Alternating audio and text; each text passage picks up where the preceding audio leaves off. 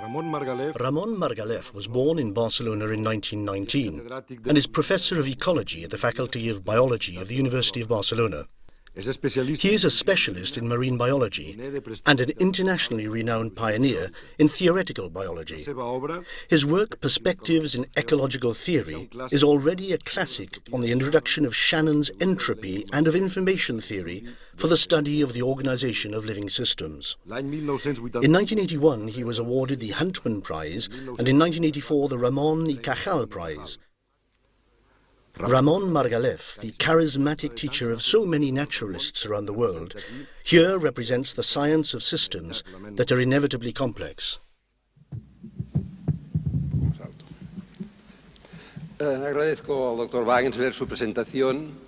First, I would like to thank Dr. Wagensberg for his presentation, and of course the organizers for having invited me to take part in this meeting. For technical reasons to do with translation and space restrictions, contrary to my usual practice, I'm going to read my talk.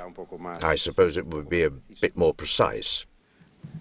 It has been written repeatedly that natural selection is the only mechanism in the world that can extract order from chaos. It's my belief that such a categorical opinion brings with it a considerable dose of naivety and corresponds perhaps to a time now past. Whatever the case, the subject of natural selection reiterates in another domain the eternal question of determinism or indeterminism in nature. Or, I don't know if this is the same thing, to find out where what we venture to regard as a novelty slips in. Let's see what natural selection consists of. As occupiable space is limited, the entities or systems that have the ability to and the peculiar habit of reproducing cannot do so in an unlimited manner. They have to wait for others to die and leave room, or die themselves. There isn't room for everyone. We should add from now on that systems can reproduce by what we may call their own powers, like organisms, or can be copied by an external and broader agent or system, such as viruses, words, manufactured items, and printed texts, which depend on other organisms, language, industry, or the copy machine, respectively. In virtue of natural selection, the number of replicas that remain for some time is smaller than the number of replicas that could be generated. If the configurations or the organisms that remain preferentially continue to have the same form as the ones that disappear, or if we are dealing with elements with various complementary classes, words, organisms, and they continue to preserve the same numerical proportions as before, what it is that makes some remain and others not appears undetermined. Who are the chosen ones? Is it a sort of lottery? If it is confirmed that differences exist or existed between the ones that remain and the ones that become precociously extinct, it is attributed to opposing characteristics in which those differences give a positive or negative value with respect to natural selection. In the long run, the selected ones remain, and the characteristics they are graced with are regarded as advantageous, at any rate in a matter as important as staying alive. But in this case, generally, one is forced to recognize some lack of determinism in what makes a particular character acquire the configuration upon which passing the test depends. The mutation appears as non-determined, independent of any process of selection that may occur later. In the proposed systems, to which the concept of natural selection may be applied, non-determination appears to be derived from our ignorance about the functioning of the systems in question. It is a pragmatic indeterminism that one has to adopt in the face of the immensity of a world that we cannot adequately explore, in the sense and the spirit in which Popper talks in his open universe. This means that, in general, We biologists accept the de facto indeterminism that can solve their problems regarding natural selection within a strictly deterministic view of the universe. If the small dose of indeterminism we accept in practice were not seen as a consequence of our limitations, but as a right reserved by nature, we would have a crack through which creationism could slip in, at the level of both the appearance of new variants and the decisions as to the choice of these or those available variants. Giving up working with this last hypothesis, it is preferable to direct our efforts towards a critical examination of the orthodox theory of natural selection, and, if possible, to improve it. Proof that it is not without its difficulties are the reams that have been written about the theory and the difficulties. Of course, I only intend to deal with the difficulties and the aspects I choose here and now. Basically, the question is to examine whether the processes of decision that define who will survive and who will die are really uniform. A suspicion exists that the organisms themselves, according to their degree of organization, can modify processes of decision that were more simple in the past, making them more complicated in the course of evolution. Thus, there would be an evolution of the forms of natural selection, and therefore an evolution of evolution, which is very consistent with the surprising capacity displayed by information to fold or wrap around itself. Or to put it another way, to shift from functions in which parameters are important to other functions in which the structure of functions is what counts the most. It has been said that the formulation of natural selection and of fitness, or the adaptation of individuals to pass the test of selection, is a tautology, however much one turns it over in one's mind. What may help to break the circular reasoning is acceptance of an external criterion, preferably if it comes from another branch of science, for example, thermodynamics, which can take the form of an assertion about the probabilities of change. For example, this criterion might describe that a genotype has a good likelihood of replacing another if it involves a smaller exchange of energy or a smaller production of entropy per unit of biomass or information. This is an example of an attempted way out of the difficulty, but does not constitute the presentation of a specific hypothesis. In any case, before doing this, it would be a good idea to examine in more detail the way proposed and other related aspects. Another difficulty arises when we attempt to relate the odds of survival with characters that seem insignificant and appear to have almost infinite possibilities for variation. Nature appears to us as extremely varied and rich in details, which we see as whimsical. The selection of organisms whose characteristics will endure may on occasion seem more like a lottery than a contest of merits.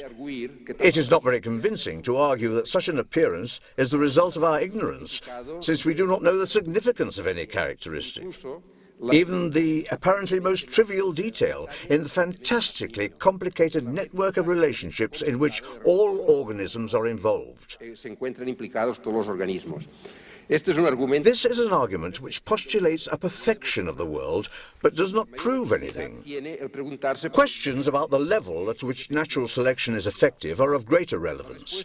My answer is all levels, and I think that this is the first thing that occurs to any unprejudiced naturalist. But the issue has become more complicated and even, I believe, confused through the detailed development of quantitative models relating to population genetics.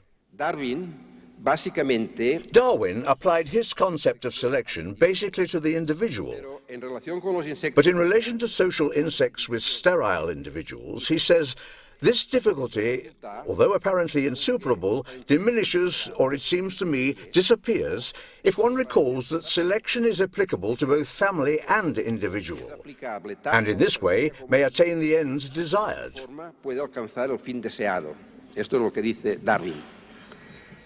In the opposite sense, in the direction of the smaller components of organisms, in the opposite sense, in the direction of the smaller components of organisms, W. Roux talks about the principle of the Kampf der Teile, the struggle of parts. A century before R. Dawkins entertained us with his selfish gene, two names designed for effect, for a similar way of seeing things, in the sense that natural selection should also be extended to the smallest components of the interlocking chain of systems within systems, recognized in the biosphere. In the widest sense, selection at group level, which is called inclusive fitness, Hamilton and Maynard Smith, has now been reinvented and extended with considerations on the meaning of altruism when it is applicable to higher animals. Extendida ahora con consideraciones sobre el significado del altruismo cuando es aplicable a animales superiores. Pero son pocos. But few venture to talk openly about selection at the level of the ecosystem. Dunbar, Wilson, and a few others, although I believe they are right. What some cosmologists call the anthropic principle would be the final limit of this form of selection. Only universes that have developed organisms able to interpret them to their own requirements exist. This assertion is presented wickedly to stimulate discussion. To resume the thread of the main theme, we should point out that the three critical aspects mentioned in relation to natural selection are 1. Implicit tautology that requires another external criterion. 2. Apparent indifference of the paths of evolution and inoperativity of selection in domains of high complexity and low energy. And 3, organization of nature, systems within systems, that allows selection to occur on many levels with very complex results. These 3 points, I believe, harmonize fully within the global vision of nature, which, I believe, inspired the organizers of this meeting. Before returning to the subject of natural selection in Darwin's sense, I should make my profession of faith.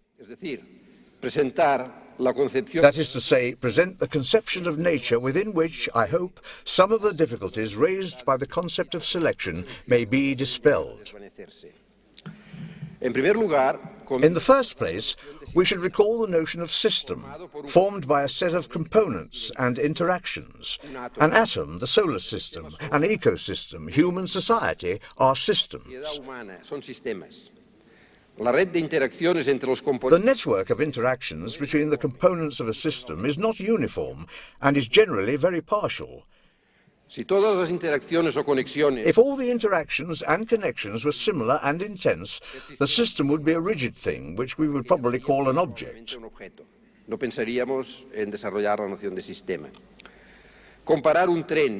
Comparison of a train with a group of cars on a highway helps to make this notion more precise. The train's coaches are linked to each other in a relatively rigid manner, whilst the cars relate to each other through a more elastic mechanism, including the various drivers and the feedback circuits in which they are involved. This system, formed by the vehicles, gives each driver the feeling of being in control, and they can use it to cause an accident, and makes the group flexible with certain, perhaps non-essential but interesting properties, such as the property of generating waves of traffic.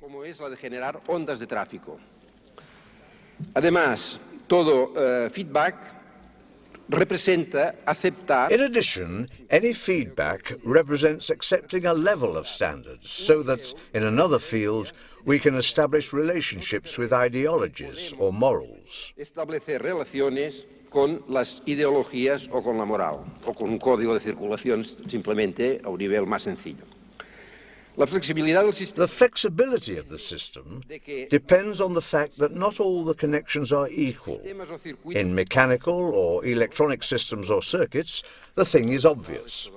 In living nature, despite what the ecologists say, with undoubtedly the best of intentions, it is not true that everything is connected equally to everything else, and that taking away a flower or a butterfly jeopardizes the survival of the entire system. A stationary system, with all its elements equally connected, cannot be constructed. The arguments with reference to ecosystems have gone on ad nauseum and have led to the realization, which is a not inconsiderable result, that nature tends towards certain average values of connectivity. It is always possible to make an ecosystem more complicated without altering its general aspect too much, provided the new species that are being added are connected prudently. That is to say, very partially. It is obvious that such a restriction must manifest in the way in which natural selection operates, which may be different in systems with different degrees of complicatedness. Let us recall that natural selection consists of a sequence of processes of decision, dependent upon applied external configurations, not always filtered in a uniform way by the organisms themselves.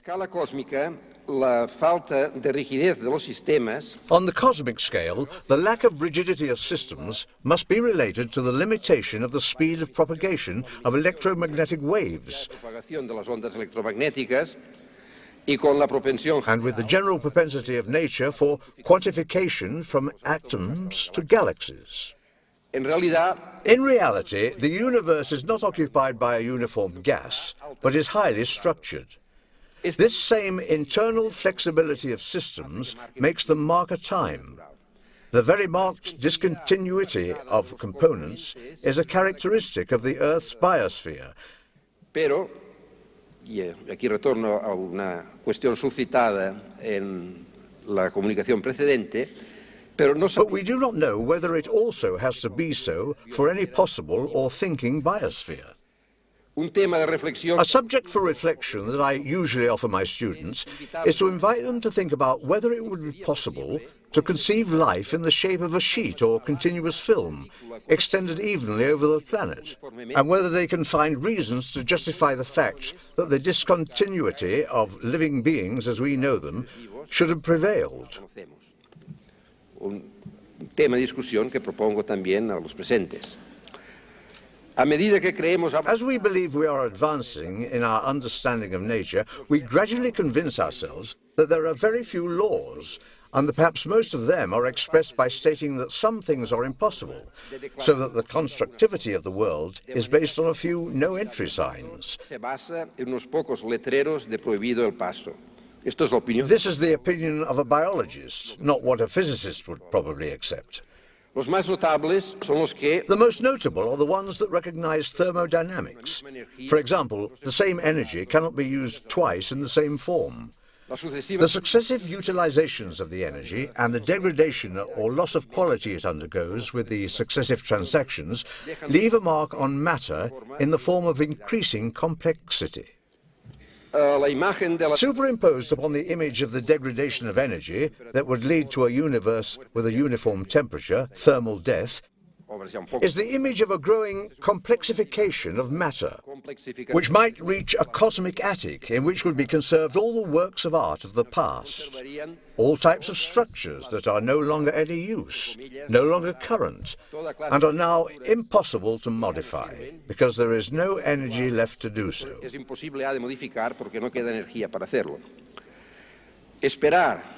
To hope that we, or the people of such a time, are not doomed to either of these ends, which we see as equivalent, is as important to me as deciding about the apparent determinism or indeterminism of the world.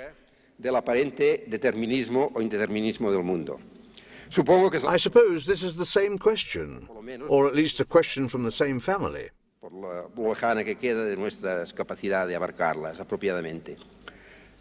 I would tend to associate the vision of the world in a fluctuating domain between all energy and all matter, with a vision of practical indeterminism, although personally I think that the limits of the universe are undecided and in no way imaginable from our position. The same conception would be valid at all levels of ecosystems. That is to say, we would always have a gradual local degradation of energy quality, coupled with an increase in structure, expressible also in terms of information. This occurs in time, and in reality can serve to measure a time, for example a biological time, but cannot be considered uniform. At the beginning, we see an energy process in which a certain direction can be recognized, or at any rate it appears well determined, since it permits the cause-effect dependencies unmistakably to be perceived. Towards the end, the situation becomes complicated. The possible and indifferent routes seem to multiply indefinitely, but only a few or just one of the configurations foreseen a priori as possible can be realized.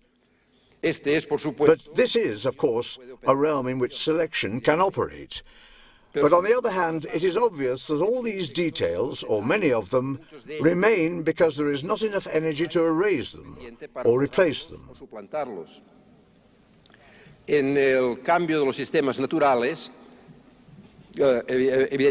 Obviously, we are all highly influenced by our area of work.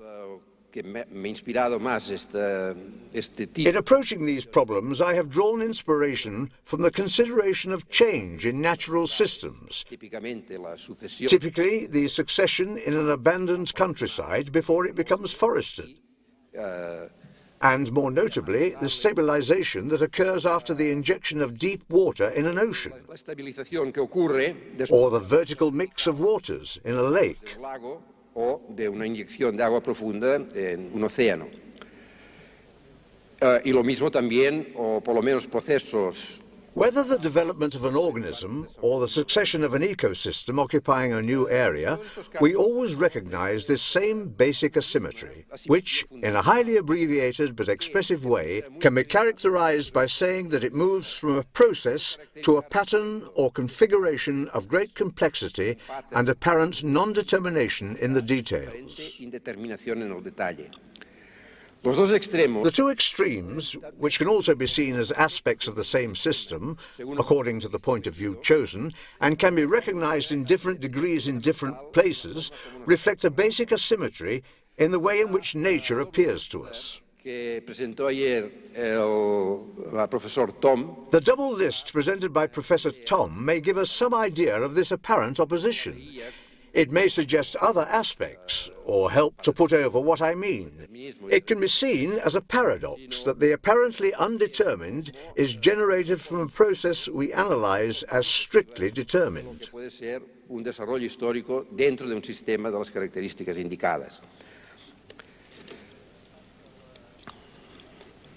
A continuación, esto puede referirse a un sistema determinado, pero hay que tener en cuenta que la naturaleza es complicada y está hecha. Nature is made of systems within systems indefinitely. With reference to a particular system, any disturbance which comes from the outside, or which is not predictable from within the system in question, represents an input of energy that more or less destroys an existing pattern. And again starts a process which follows certain paths and which ends, in its turn, stuck in the realm of growing complication when it loses available energy. All this happens at many levels, and there are disturbances of all intensities at the ecosystem level, from collisions of the Earth with planetoids to the winter frosts. In this regard, what we need to remember is the asymmetry of the changes. The energy input, the disturbance, and the return of the system to an initial situation where the process awakes or restarts is fast. But the normal, gradual evolution that leads to stages of great complexity may be prolonged indefinitely. Of course, this is not exclusive to biological systems. I can think of at least two physical systems in which things happen in this way. One is sedimentation cycles. Usually, a sedimentation cycle begins with coarse material. Then finer material is deposited until the final stage of very well stratified and fine material. The next episode begins with the deposit of coarse material, which starts the process over again. In this case, the external cause, in the form of a disturbance, an input of energy into the system, is obvious. In the generation of layers of stratification in oceans and lakes, the development of thermoclines, a thermal transition layer, the same process is followed. A brusque change, followed by a slow process of self-organization, not only limited to biological systems.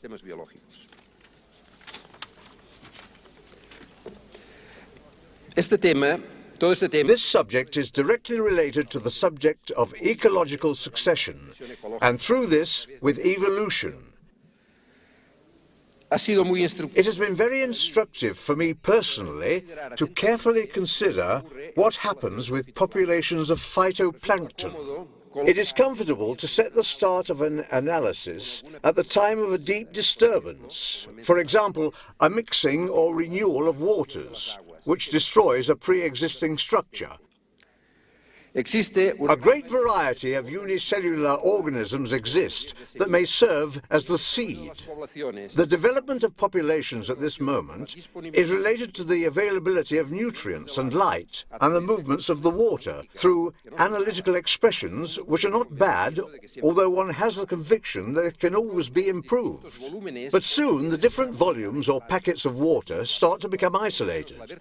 That is to say, the mixture, at any rate the vertical one, is not so strong, and the populations of organisms differentiate locally until, as a whole, it contains structures of great richness, faced with which we are forced to relinquish the desire to follow chains of causation in detail, and to move on to a statistical study.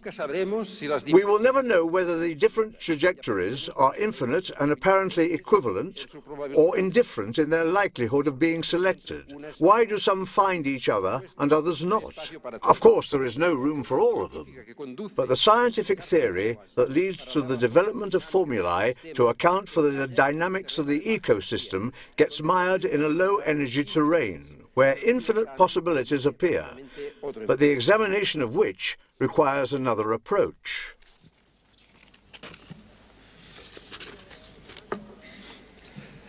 Returning now to the subject of natural selection in its most restricted biological sense, we understand that selection cannot be talked about in a vacuum, outside the context in which the species lives. But perhaps out of habit, or because we have accepted certain suppositions without question, we comment on or anticipate the success of a species or genotype in relation to another, on the basis of its capacity to produce a larger number of descendants. The one able to multiply faster is the one that will win. In this sense, fitness is made equal to the capacity to produce descendants. In reality, it is the capacity to leave descendants. It is possible that this criterion, or the criterion of giving preference to the species that permit the circulation of a greater energy flow, may be valid in the first stages of the occupation of space, at the beginnings of a succession. But the historical development in the small segments of the succession from process to pattern does not permit us to generalize a uniform criterion. In his analysis of the speed of evolution or change in species, mainly when they coexist with other species, and all of them are within a system favourable to evolution, Van Vallen proposed his simile of the Red Queen, taken from a character in Alice in Wonderland. This maintains that if one doesn't run as fast as one can, one fatally loses one's place. But the biologist, principally the ecologist, can turn the argument on its head and say that the rate of multiplication or renewal of a population drops to the precise limit that allows them to remain. We can venture to say that in the first stages of a succession, those species that manage to multiply faster in those conditions come to dominate,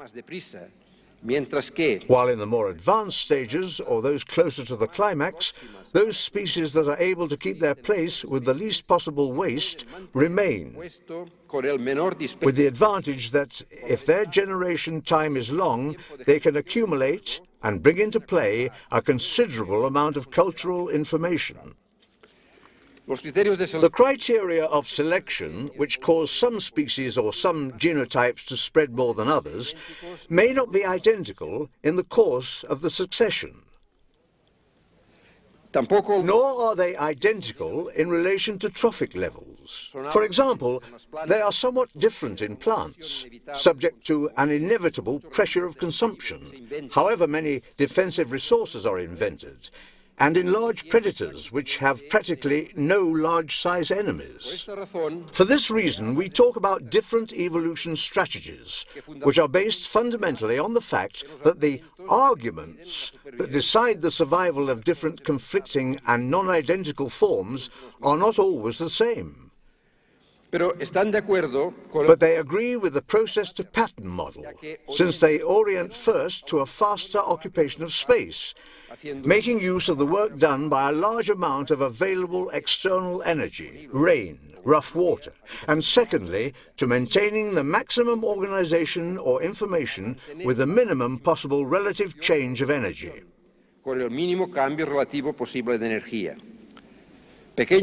Small successions, such as the development of a plankton in a pond or the succession of a cowpat in a mountain pasture, offer excellent examples.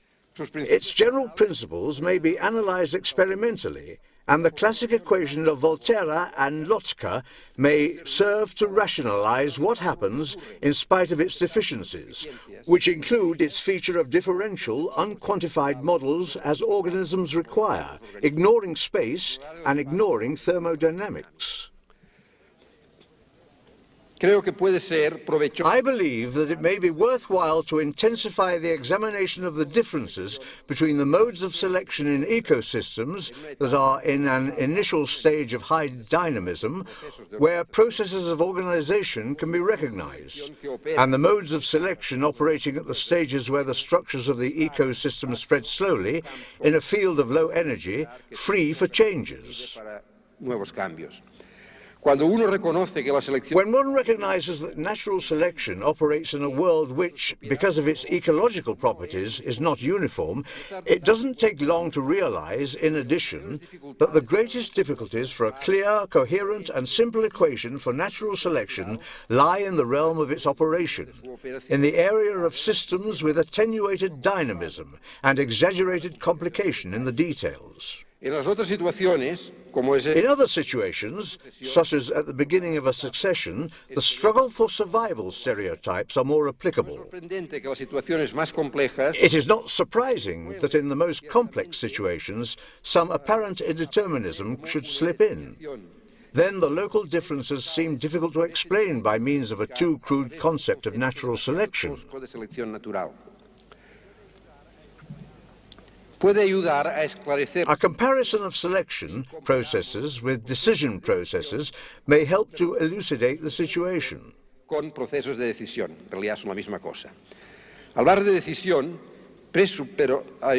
Talking about a decision presupposes a subject that is not purely passive, that can choose its decision criteria.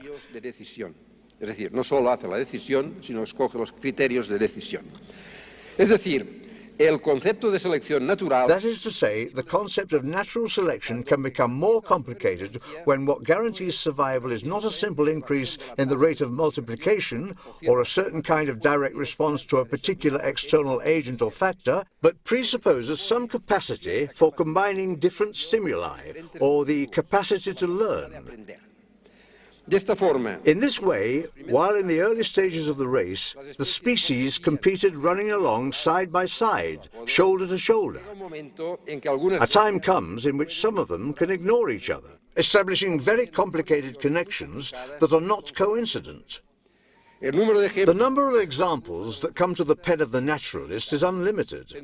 Let's think about the complicated relationships of mimicry and how they shift under different pressure, or groups of species of insects that live in tree cankers induced by one of these species, or species that develop different complexes of relationships at different times in their lives. Like many insects with water larvae, or marine animals with plankton larvae, in a life cycle that could be called schizoid or schizophrenic. To talk about a decision process means accepting a complicated system of feedback, so that the past history of the species has weight and significance. The ghost of Lamarck is difficult to exorcise in discussions of evolution, because the basic idea, or at any rate the usable idea of Lamarck, is not the inheritance of acquired characters, but that habits and desires may guide future evolution by configuring in one way or another the constellation of characteristics that are chosen on which the process of decision or selection are to be based. The configuration of decision, the result of exploration by the organism and the success it achieves, may be organized in a complex and indefinite manner, and the impression may be given that chance enters into the configurations, and that despite all, these elements are retained if they do not prove to be manifestly harmful, as in so many human cultural traditions. We may also think that in the structure of decision, elements enter that could not be explicit a priori. Is this where our proposed individual liberty will lie?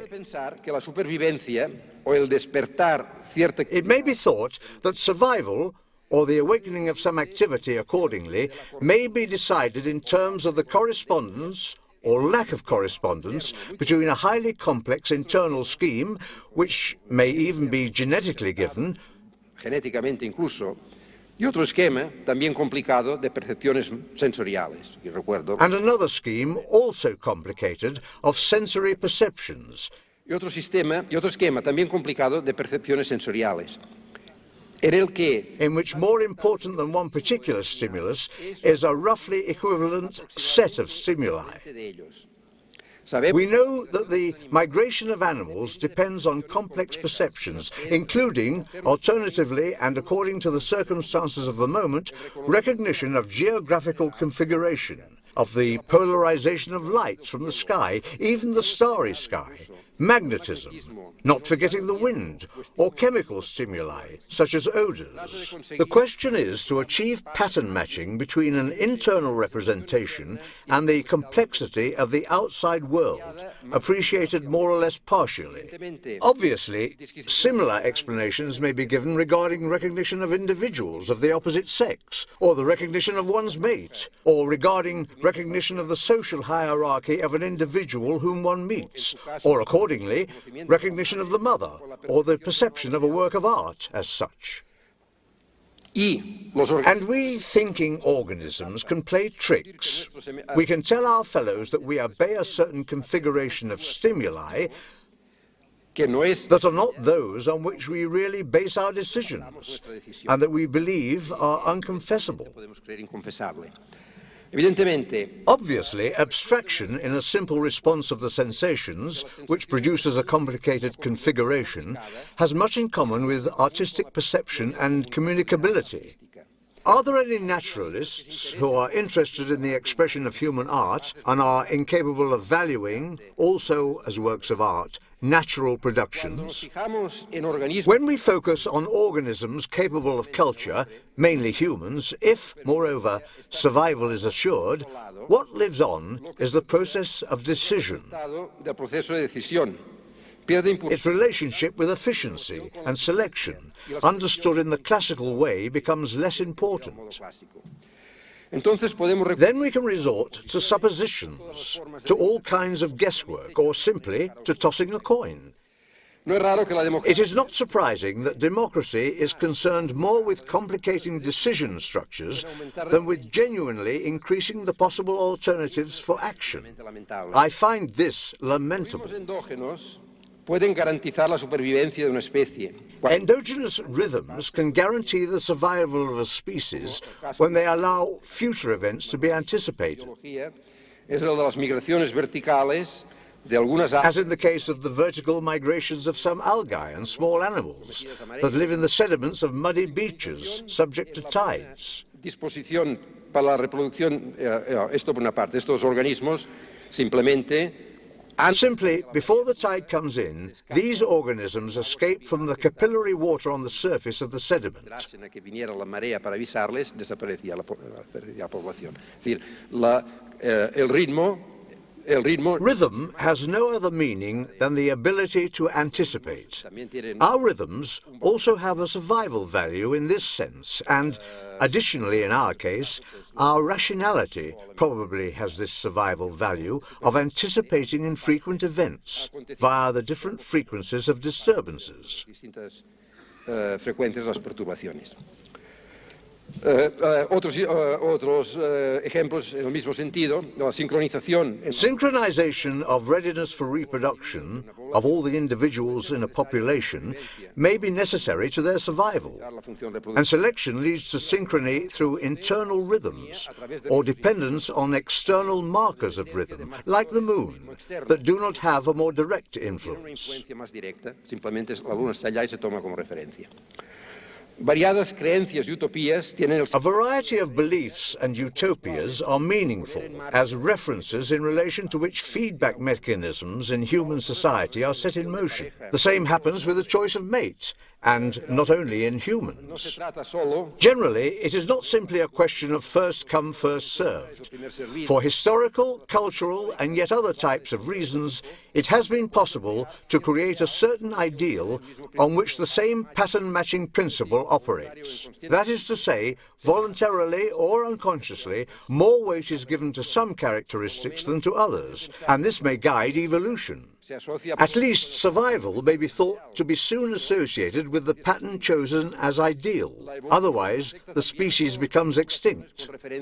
Evolution also affects all the configurations with reference to which decisions are made, and this appears obvious in the most complicated examples of coevolution, especially when they affect, as members of the consortium that is evolving, species capable of learning and developing what, with the permission of the humanists, may be called a culture. It is one of the attributions of a culture to give meaning to configurations that may not have had any. To sum up, we have a continuous gradation of forms of selection, from brutal selection in high-energy systems, with organization processes that can be described up to an advanced level, in simple, traditional scientific mode, to those very complicated forms of decision in which survival is associated with certain forms of behavior. We believe that everything is the result of natural selection, but it is difficult to recognize it amongst the foliage, the arabesques and cherubs in the painting. However, in all cases, one must recognize the continual conversion of energy into information and the impossibility of freezing a single combination of relations in such a way that it may last for many successive cycles of the ecosystem. This is an extremely important point in ecology.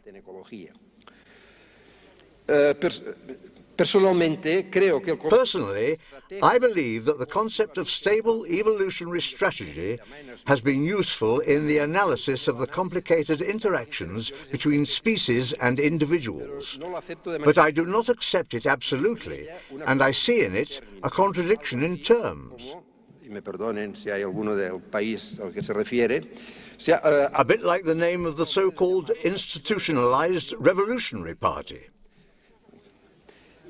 Nor can economic systems be stationary, because their transactions are carried out by individuals who change their behavior when they are more experienced, or as they age.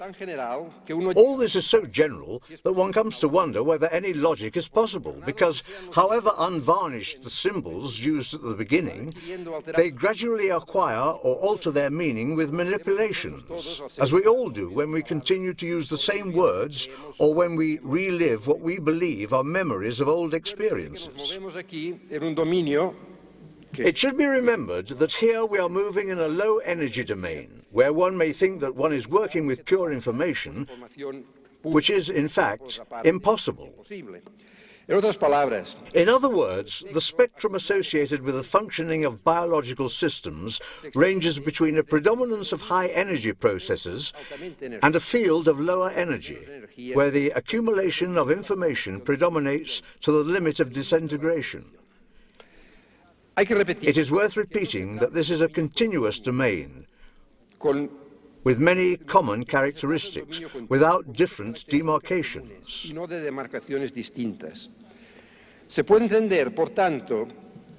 It can be understood, therefore, that the irreversibility sometimes attributed to evolution is not a simple issue of the small likelihood of going backwards along a complicated road already travelled, but is something more profound, which is associated with the passage from some domains to others in the chain of successive decisions.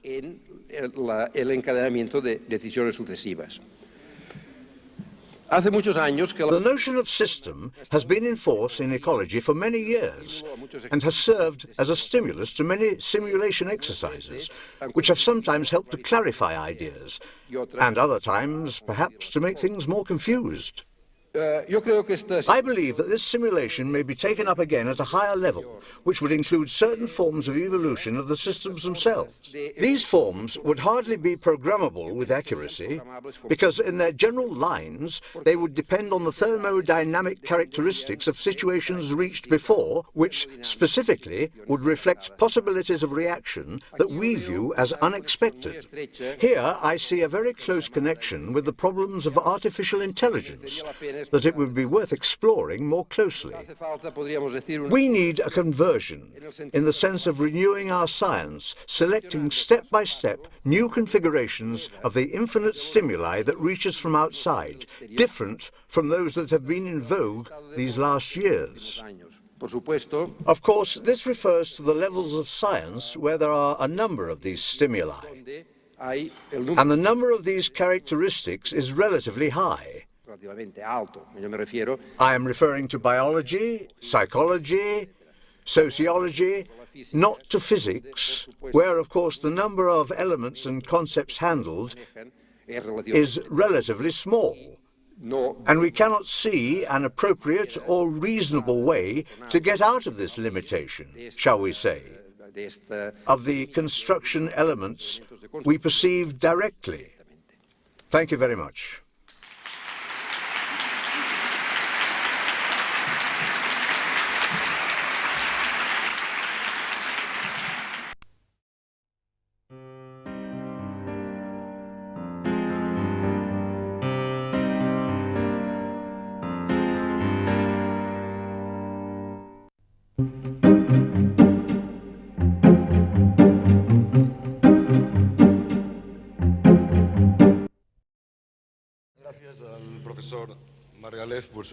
Professor Margalef, thank you very much for your talk.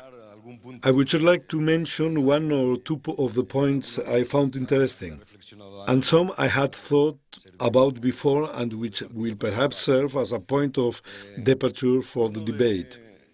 For me, one of the juiciest topics has been this conception of law as an impossibility.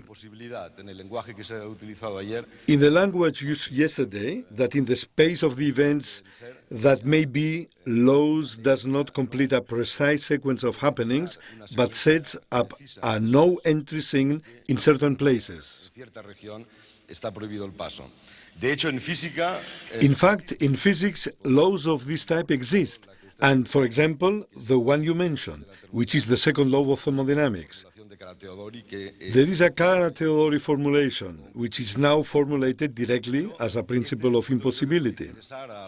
But this is a point I believe may interest the audience in general, because in much more complex systems, even if by complex we only understand with a much higher degree of freedom, the structure of legality also seems to be formed like this.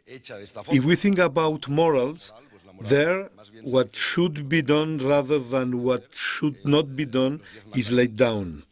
The Ten Commandments are also like this. The criminal code does not compel anyone, but punishes certain things. And so to come out on top with the criminal code, for example, would be to get rich without breaking the law, that is, avoiding the no-entry things. Chess is also an interesting case. There are forbidden moves and margin is left for the move. We could even come to master the art and artistic moves if there are many roles there. I particularly have more of a liking for the artistic moves that recommend not doing something than for the ones that recommend doing something in particular. All this in the general context of the talk. It is another way of distilling some indeterminism, which is proving so difficult to extract. I think the balance has inclined towards the deterministic position, which is no surprise because the meeting is weighted in favor of science. That is to say, a worldview in which not everything is law, but the fact that there are certain no-entry zones and that is the way the laws manifest is something to take into account, something we can discuss. I believe that in physics there should be another type of principles, variational principles, which may also be expressed as impossibility principles. I will simply list other points I believe are of interest, which might bear fruit in our discussions. One is the issue on the double strategy in adaptation, colonization on the one hand and economy on the other, which at any rate in physics, in thermodynamics, has a very clear exposition. One is the level of the final stationary state which is reached. For example, if we think of a function such as the production of entropy, if the constant value at the end signifies the stationary state, the speed at which this stationary state is reached is clearly the speed of the colonization. And then economic effectiveness, once in that state, is another important variable in this duality of winning in an adaptation. I believe that some of these points may even serve for this afternoon's debate to talk about ethics in general, even politics. Because if the systems that best handle information are really the ones that already have it, there is also a direct projection onto the social systems. For example, in the eternal individual state duality. Also, I find pattern matching as an event close to artistic perception of great interest. I think we may now open the floor to questions on these points, or, of course, on any of other points dealt with by Professor Margalef. I would like to ask you the following question. The day that Dr. Wagensberg invited you to come here, your brain would have been in a state that, let us suppose, was defined, which we can describe with the greatest precision of which current science is capable.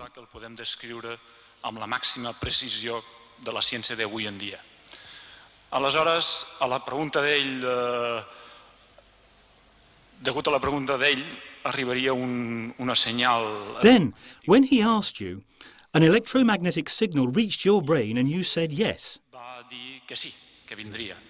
La meva pregunta és, donat aquest estat... My question is, given the state of your brain at that moment, and given Jorge's question, do you think you could have said no?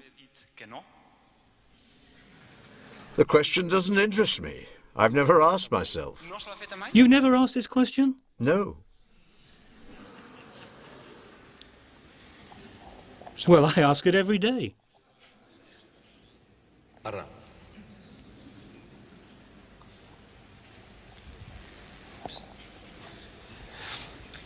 Bé, jo que m'ha semblat interessantíssim aquesta... I very much enjoyed Dr. Margalef's talk. In particular, I was interested in the conception of freedom as the ability to choose the pattern of decision-making. Ha semblat, i m'ha agradat molt, que la llibertat, en certa manera, la podem comprendre com elecció del pattern de decisió. In our case, this is fulfilled in the choice of the values that should inspire the growth and development of human society. Yesterday, it became clear that our contribution to the choice of pattern will be greater the better informed we are about our surroundings. Quanta més informació, com més estiguem informats del món al voltant, tant millor podem contribuir a aquesta pattern d'elecció. Ara, la primera qüestió és si precisament una democràcia... First of all, the democratic system, the least bad one for deciding the future of humanity, should offer human beings precisely this possibility of knowledge and offer them, at the same time, the possibility of deciding.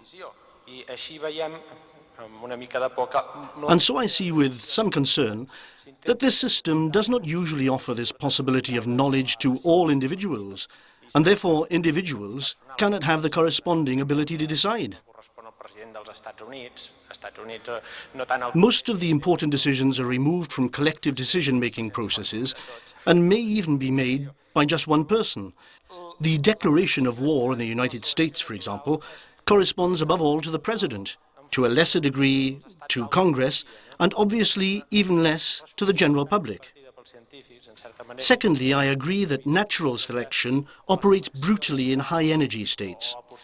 So it is a responsibility shared by scientists, and to some extent obvious, that natural selection over the possible irreversibility of human evolution now lies in the extremely high energy concentrated in thermonuclear bombs, and precisely the greatest powers of pressure and selection are exerted in virtue of this energy. As you mentioned, it is impossible to go back, undo the knot, and dismantle this accumulated energy.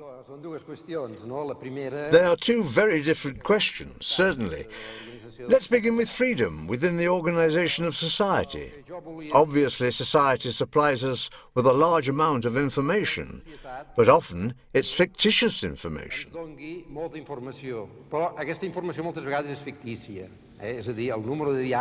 The number of newspapers an individual consumes, even with the number of books he or she reads, is compensated to some extent by the fact that things are so complicated. You are university people, and you know how difficult it is to get things done with all the bureaucracy. If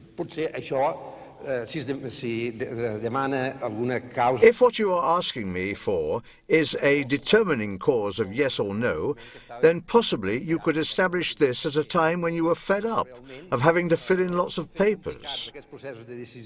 Making decisions is a very complicated affair. You need these people's agreement, that committee to meet. Things come to a standstill. This also happens with natural ecosystems. These very complicated systems with so many organisms move very little.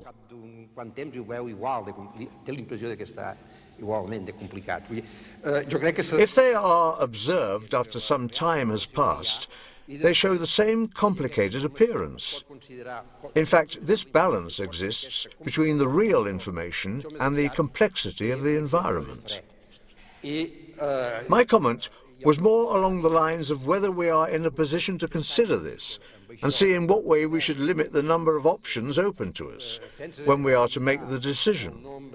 In other words, I believe we can find procedures and organizations that can guarantee the survival of society, do not limit the number of individual options, and do not represent such an extensive set of ties. In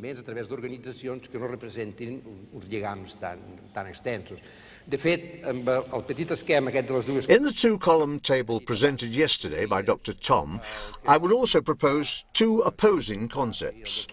In the left-hand column, positive concepts, I would put the creation of service, and in the right-hand one, negative concepts, development of a bureaucracy. A service engenders a bureaucracy, but the bureaucracy engendered ends up doing nothing other than maintaining itself. It's a natural process. But for me, it's very important to be aware of it, because knowing the problem enables me to overcome it. The second problem, the impossibility of going back, the problem of atomic bombs, is along other lines, but also obeys an ecological process. Irreversibility, or the increasing possibility of using the energy we call extra-metabolic, that is energy that does not flow through food. It's clear that we humans are increasingly using this form of energy, and the risk is to some extent due to organization and in the energy multipliers that have been constructed. A tractor is a simple example of a multiplier. Muscular energy puts into operation a flow of fossil energy, diesel fuel, to move and churn up the soil, and so, in turn, it builds a canal or a dam, which, in turn, involves the diversion of another external energy, rainfall, etc. With the same fundamental structure, we arrive, with 4 or 5 steps, at the terrible atom bomb, a problem which, I believe, underlay your question. The calculation of the multiplying power of each step is an interesting subject for physicists.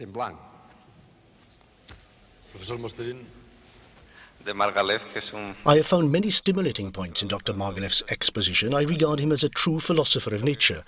I will focus on one of these points.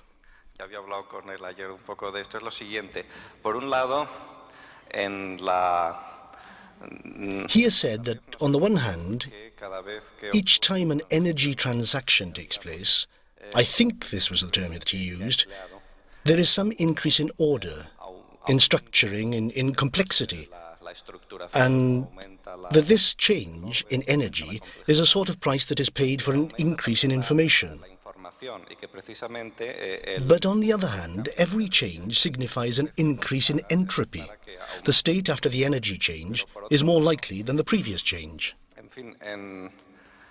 Cada vez que hay un cambio en un sistema, pues aumenta la entropía, y por otro lado se pasa también a una situación en la cual normalmente una situación que es más probable que la situación anterior después del cambio de energía. I know that Dr. Margalef does not take too far the idea of the information expressed as the logarithm of the inverse of the probability, but according to this, the final states, more entropic, would contain less global information. Normalmente se diría que la información global ha disminuido, se diría que la probabilidad del sistema que ocurre ha aumentado. Bueno, entonces yo la pregunta que le haría a Margalef es cómo casar estas dos, digamos, intuiciones. La intuición que... I would ask Dr. Margalef how to marry these two intuitions, yours, which obviously is soundly based on a great many facts, and the opposing one, offered by the thermodynamics people. There are many of them here. Que hay tantos, de que cuando hay un cambio de este tipo, más bien lo que aumenta es la desorganización, la probabilidad, y por lo tanto disminuye la información. Bueno, esta pregunta no... Well, I'm not going to answer this question in formal terms. I can't, of course, because the biologist, the ecologist mainly, works as required by images, by direct contact with the environment. But I will suggest an example, a typical case. This is typical of all these systems, which are comparable to the game of snakes and ladders. They follow a particular development until they fall into a hole and have to start all over again. As we know, from time to time, every so many years the forest burns, and then its development starts all over again. All right, if there is a system of a large number of forests that burn, one here, one there, tomorrow another one there, the species that leap from one area to another by virtue of this mechanism undergo evolution. Selection operates on these species. Is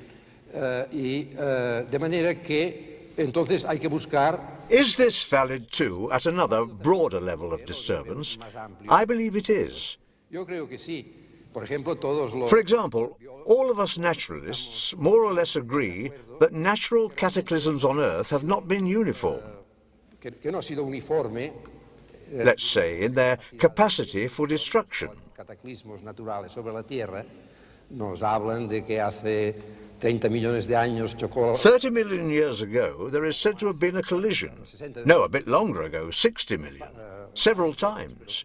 But recently, there has been talk of whether there was periodicity in these collisions of the Earth with planetoids, in the transition between the Mesozoic and the Tertiary. Well, there can be no doubt that this destroyed a large amount of information, but probably it cleared the way for mammals to evolve. That is to say, mammals replaced dinosaurs, but mammals have accumulated, as it were, the experience of life in building things. That is, there is a spectrum in the frequency of the various cataclysms. For many organisms, day and night are traumatic, and so is the changing of the seasons. Then we have periods of drought. The ice ages were very important for all life here in Europe. And then we have this collision with planetoids. And if we go on, I now ask the cosmologists, may the history of this universe not be the unit event which begins our spectrum of disturbances, where we have the least frequent disturbances, the most frequent, and the intensity of the disturbance? If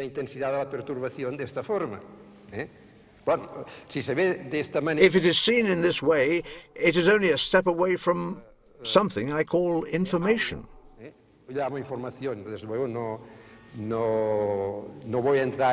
Of course, I'm not going to enter into arguments because I wouldn't use this concept of probability in this sense. There is a formula for defining, let's say, entropy.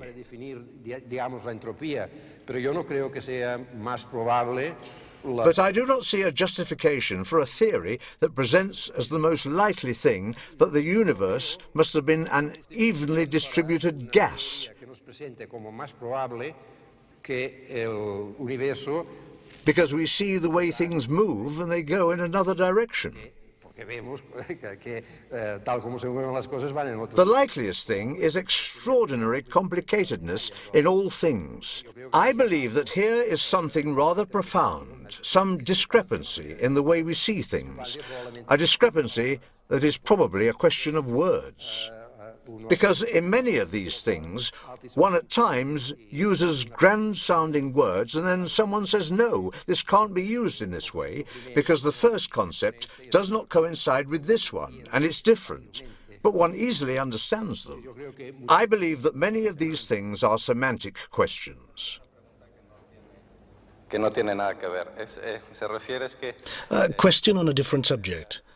A few minutes ago, Dr. Margalef swiftly dispatched Rolf Tarek's question, and with apologies to Rolf, I find it rather a good response.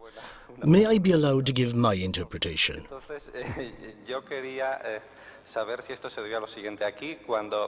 Here we are using the term freedom quite often. There has even been talk of freedom of choice. In this case, too, there is a risk of confusion. One thing is the freedom in, say, the political sphere, and another, freedom when talking about physics or determinism.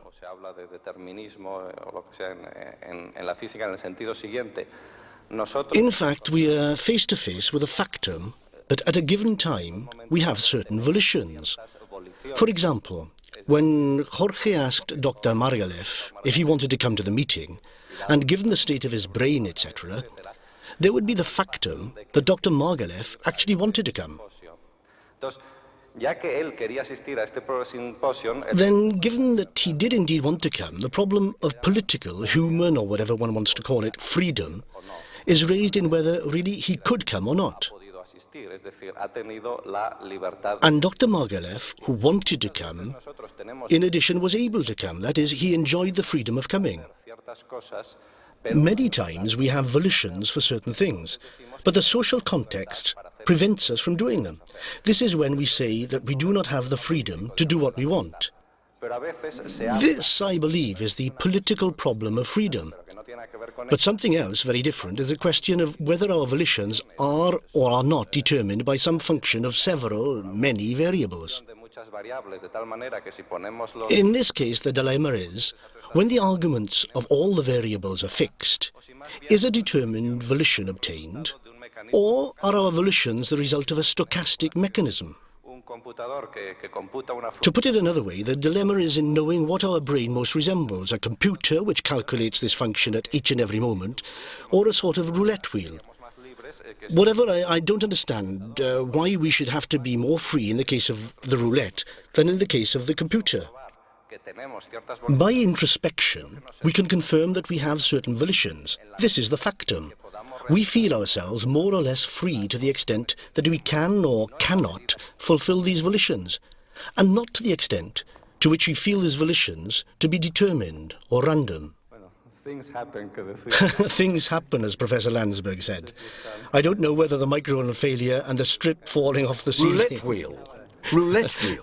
were foreseen by the organisers. It seems that the odds of these things happening here are greater.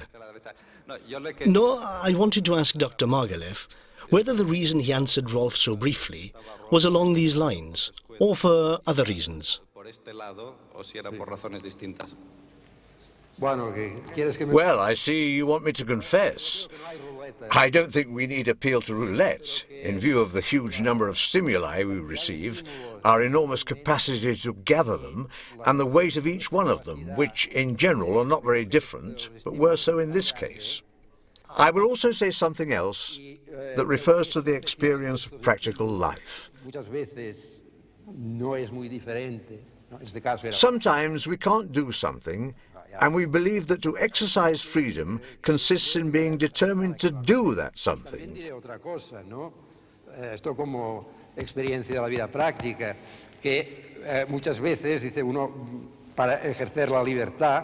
That is to say, devoting our time to complaining about not being able to do this thing instead of using it to do something else.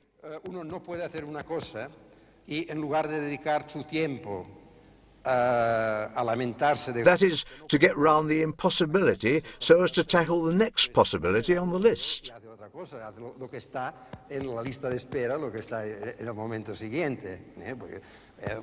Freedom is a sensation that depends on each individual and may also consist of the capacity for not doing absolutely anything. I have always had the sensation of doing what I felt like, even when surrounded by a large number of obstacles.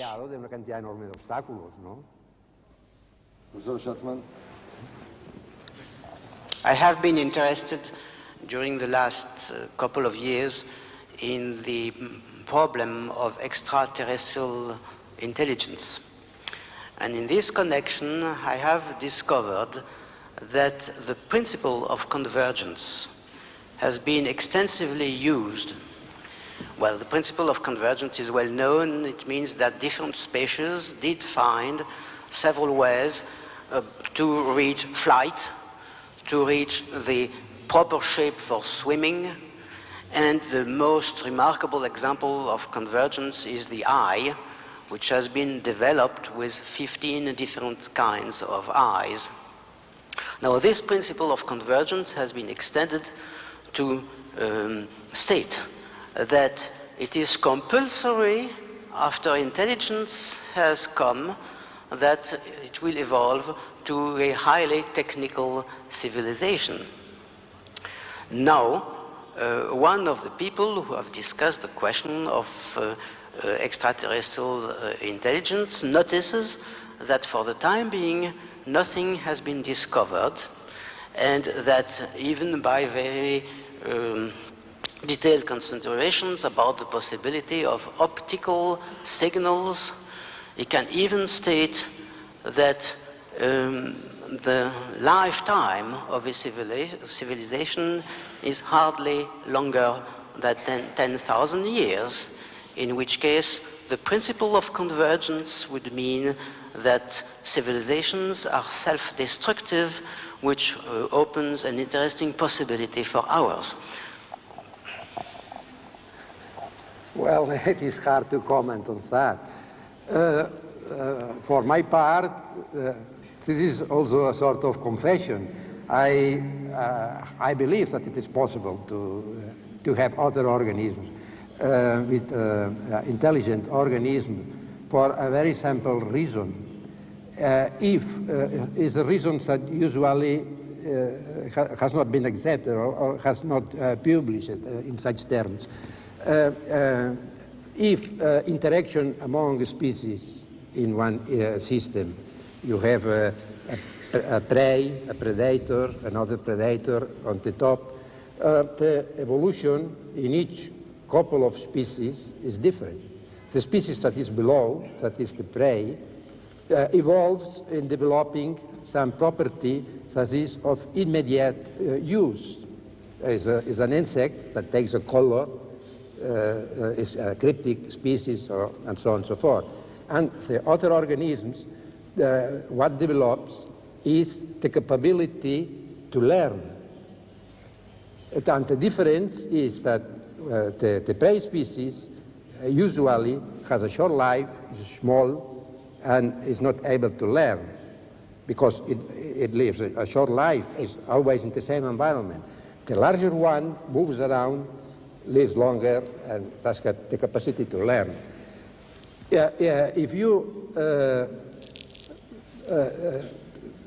amplify this model and make it more complicated with a number of steps, this represents that in all chain of interactions, you get the capability of developing tremendous possibilities of learning to learn in the top species. So my hypothesis would be that if, very big ifs, no?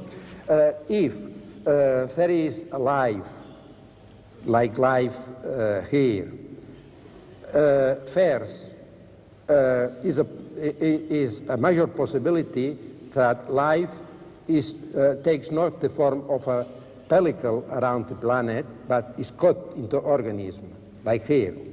And if it is so, automatically highly reflective and conscient beings have to develop. Humanoids in a certain way, no? This is my point of view. But of course, there is the quarantine of space and time, and probably we will never meet them. So this remains as a flight of fancy only, nothing else.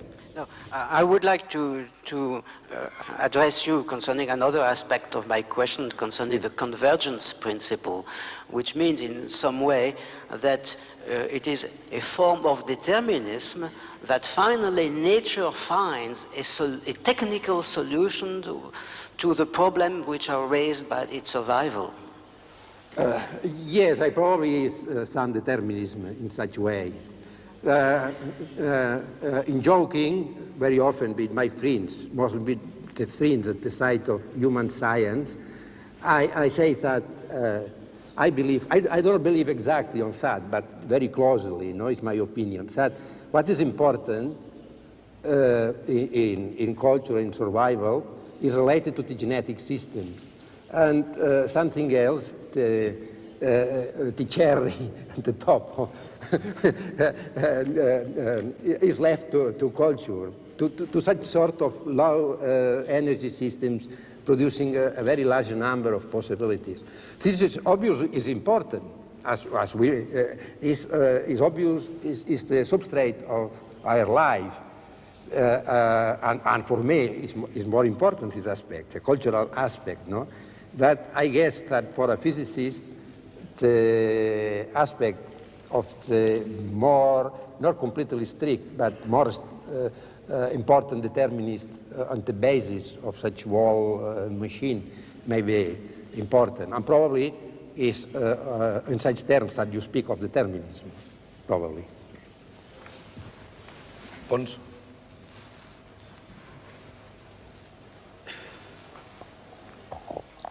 Arran d'una intervenció anterior en què... I'd like to go back to a previous intervention in which the brain was compared to a computer.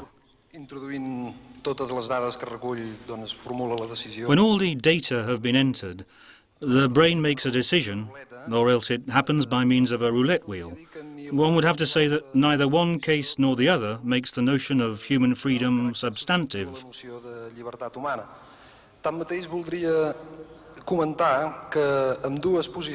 I would also like to comment that both positions present a certain lack of symmetry in respect of the problem of human freedom, since while the purely determinist position does not allow choice, because there are no options, we may say that the random position opens up options, although it does not regulate choice.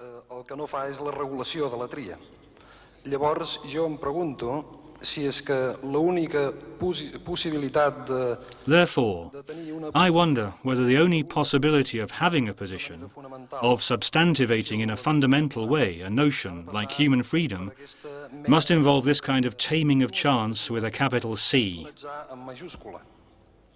La qual cosa duria... This would lead to a continuation of the discourse I don't want to go into, but perhaps someone else could carry it through. That's all. All right. Earlier I mentioned this concept of entropy, of having a function, and I have indicated that we expect things to evolve in a different direction. And if it doesn't happen like that, sometimes we find it hard to change the model. En una direcció diferent i si no passa així, doncs a vegades costa canviar el model. En aquest cas jo crec que ens trobem una mica... In this case, I think we are to some extent in such a situation, since we are talking about determinism and indeterminism extracted from some domains of science. We are saying that nature, using a mechanism that at its lower levels we associate with the machine, is able to establish new systems of relations in which we feel comfortable. And in which we have the awareness of having some freedom. And that is what matters in the end.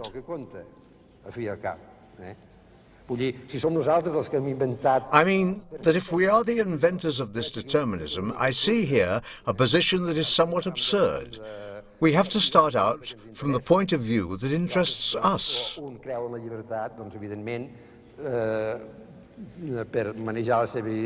If you believe in freedom, obviously, to handle your ideas about the behavior of natural systems, you invent a mechanism that derives from the observations you make, like using a hammer without hitting your thumb.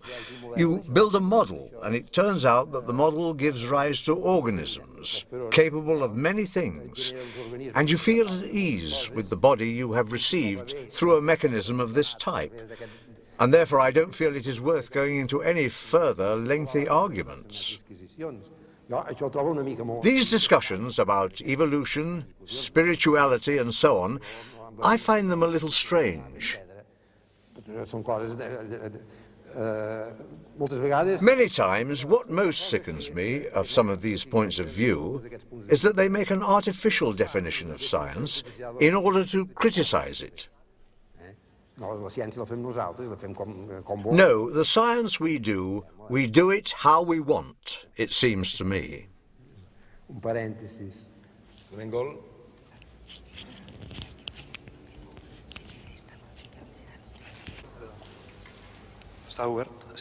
If I introduced this consideration, it wasn't so that you would repeat your position, but because I'm convinced that amongst everyone here, there are people who have the most profound conviction about the basic nature of the notion of human freedom.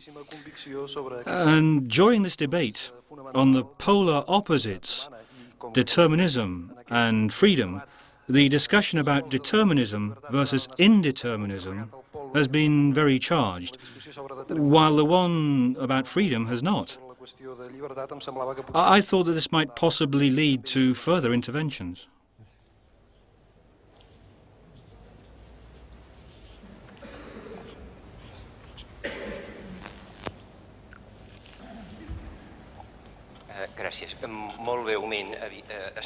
Briefly, obviously I share many of the points of view that you have set forth, But in particular, I like this somewhat evolutionary or historical vision of beginnings and an evolution towards more closed systems.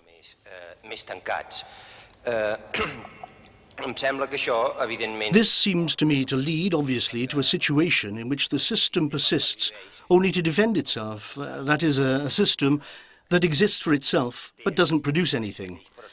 And this leads me to the vision of society that you present.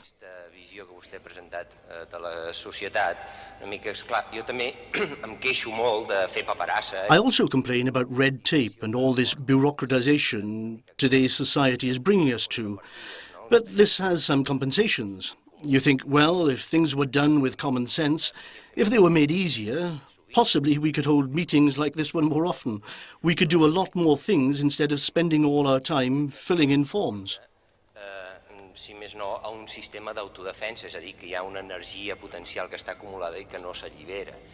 However, an issue has also come up, which is that all this leads to a system of self-defense. That is, with these bureaucratic mechanisms, there is potential energy being accumulated and not released.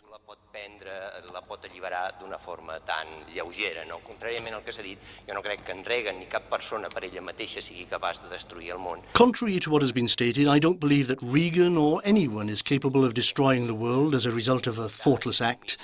And the safeguard consists of all these communities and committees.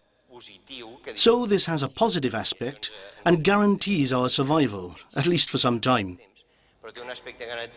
The negative aspect is that it compels us to continually do things we don't particularly feel like doing. Obviously, I agree. But if we move this to another scenario, the scenario of the development of life on Earth, from this standpoint, we can see that there have been periods of alteration or revolution and periods of stability. During the periods of stability, life diversifies greatly, but no new inventions are made. With hindsight, it seems perfect to us that mammals should have replaced dinosaurs, and we congratulate ourselves on having a mammal structure and not a dinosaur one. It might have been better, I don't know. That would be science fiction. Now, the stabilization of human civilization, as it makes the system of decision-making more complicated, seems to us to be a guarantee of survival. And yes, I agree. The fact that instead of pressing one button to start a disaster, a dozen buttons in different places have to be pressed, which also have to interact in a complex way, this fact signifies a defense of this stability.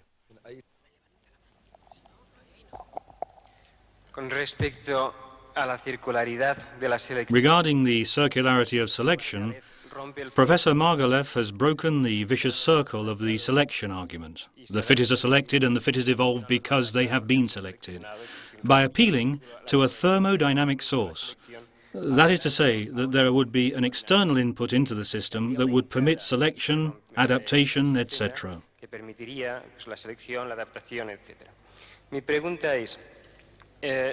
My question is, how is the stasis that precedes an episode of evolution maintained or justified with so much neutral mutation? If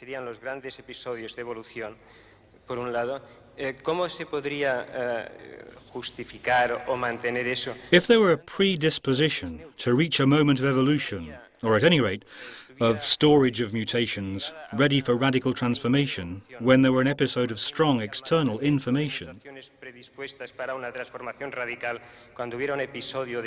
how is it possible to combine this with the dominance of the neutral mutations? And, in the second place, how can one square the indeterminism of evolution, of selection, with this Lamarckism, which seems to have a deterministic tendency?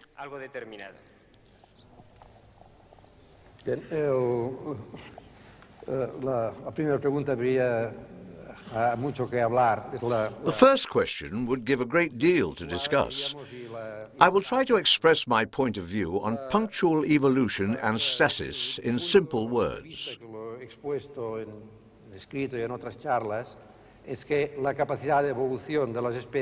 The potential speed of evolution of species is much greater than the speed achieved in practice. And when a species is trapped in a low energy domain, it can't evolve fast, because any change that is too serious is systematically negative.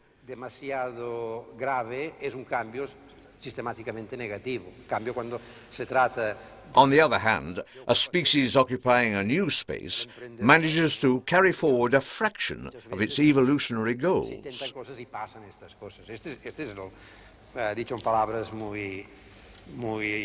With regard to the second question, this was a subject of... yes. Well, in this case, my point of view is, let's say, that a mechanism that has already developed has a greater capacity for continuing to develop, to complicate its options over an immense constellation of characteristics.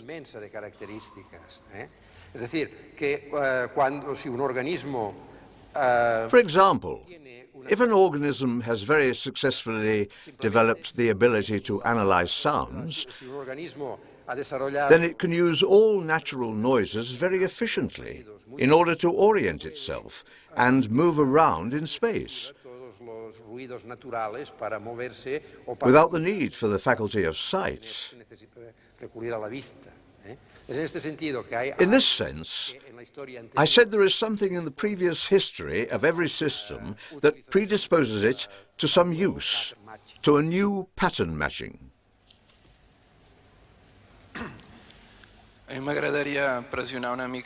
It seems to me that Professor Margalef has a tendency to evade the issue of determinism and indeterminism. I should like to pressure him a little on this point.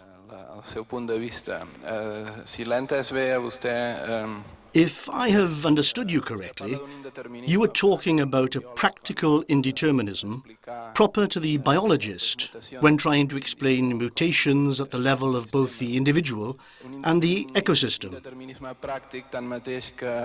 This practical determinism would not apparently be the last word, but ultimately one would have to try and integrate it into a more general conception.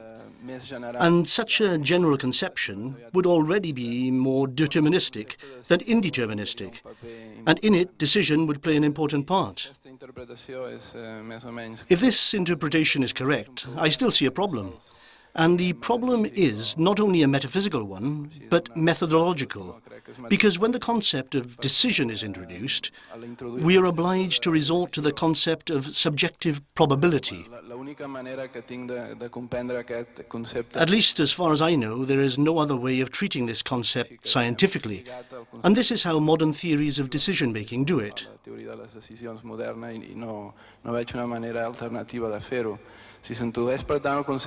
Therefore, if the concept of decision is introduced into the explanation of biological phenomena at all levels,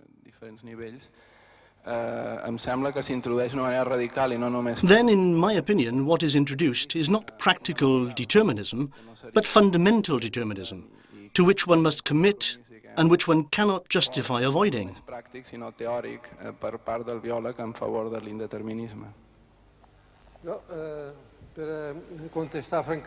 I will answer frankly. Perhaps I am evading the issue of determinism and indeterminism, but it's not that I reject commitment.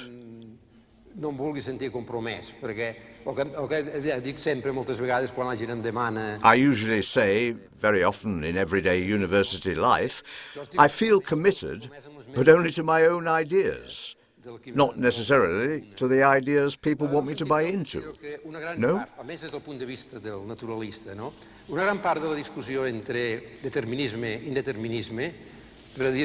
And in this sense, I will begin by saying that in my view, The argument between determinism and indeterminism is to a large extent a cultural artifact. It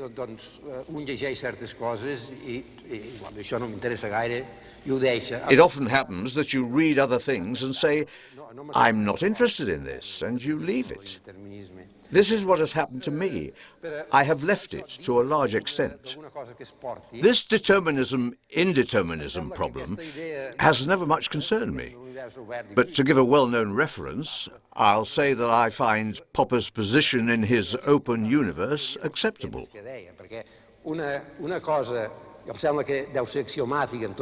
On this subject, one shouldn't forget something that should be axiomatic in systems theory, which is that a part of a system cannot understand the whole system without leaving some residue.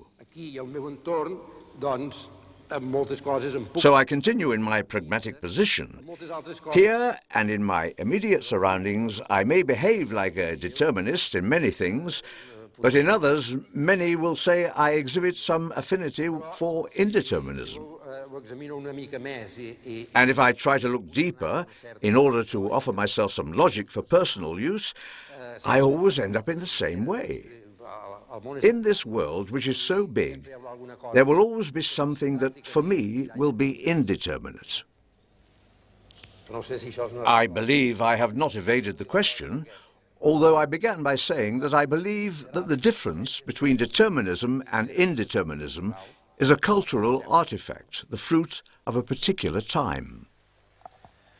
Jo volia prendre la paraula per contestar així decididament sobre l'opció aquesta que s'ha dit entre ruleta o computador. I would just like to put on record my preference regarding the two alternatives proposed by Dr. Mosterin for freedom based on a computer brain or a roulette wheel brain. The situation I would choose as signifying freedom is that of the computer brain. I base this on the classical conception of the Weltanschauung, which I can identify as the programmer of this computer. This presupposes that I can get access to a good library of information. The sensation of indeterminism arises perhaps from those situations in which we lack information for deciding in favor of our interests.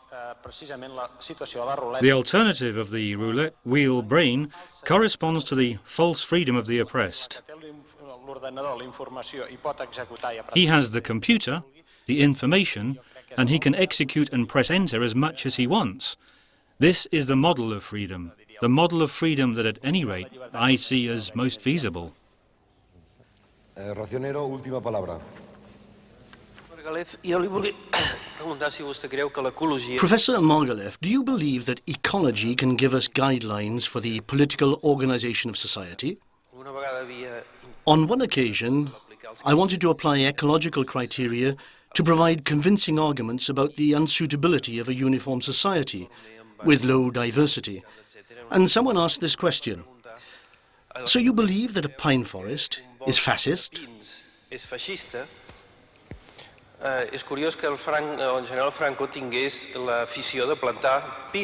General Franco's fondness for planting pine forests was certainly odd, although some people say it was because guerrillas would find it more difficult to hide in pine woods than in traditional Iberian home oak forests. Well, my question is whether ecology can suggest social or political guidelines. For example, is it better for a nation or a country to be large or small, self-sufficient or open, organized in districts or regions? The subject of districts and regions is equivalent to the subject of species and subspecies. Seriously, I wouldn't say that ecology can suggest a political organization, but yes, perhaps it may provide some advice for administrative organization, understood as a basis for greater efficiency in the country.